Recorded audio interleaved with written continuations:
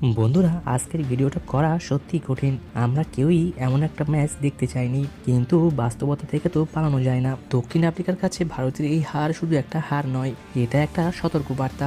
আমরা সবাই ভেবেছিলাম 2023 থেকে যে ধারাবাহিকতা ভারত ধরে রেখেছে আইসিসি টুর্নামেন্টে, সেটা এখনো চলবে। কিন্তু ক্রিকেট সেই আবার পুরনো শিক্ষা দিল। ম্যাচের আগে ফেভারিট হওয়া যায়, কিন্তু মাঠে নয়। টস থেকেই শুরু ডমিনেশন। ম্যাচটা শুরু হয় টস দিয়ে।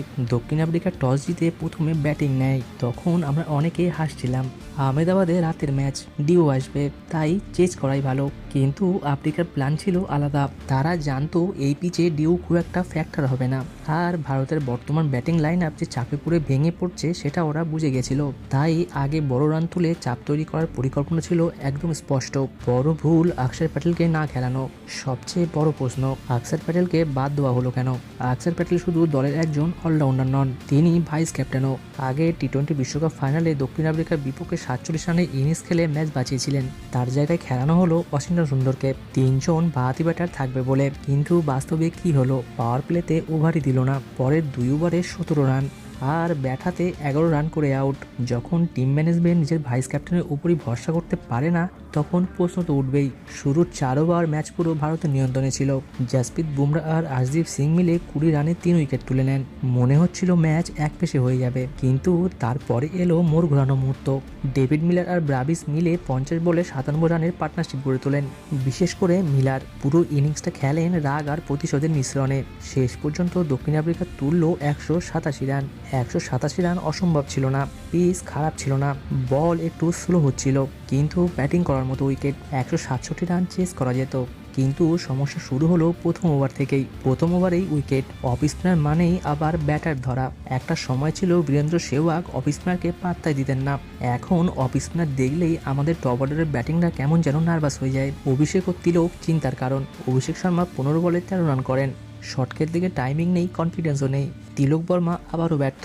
বড় ম্যাচে তার ধারাবাহিকতা নেই। এখন সত্যি প্রশ্ন, পরের ম্যাচে কি পরিবর্তন দরকার? সঞ্জু স্যামসংকে কি সুযোগ দেওয়া উচিত? সূর্যকুমার যাদব একজন অধিনায়ক, এই ধরনের ম্যাচে তাকে সামনে থেকে নেতৃত্ব দিতে হতো, কিন্তু তিনিও বড় ইনিংস খেলতে পারলেন না।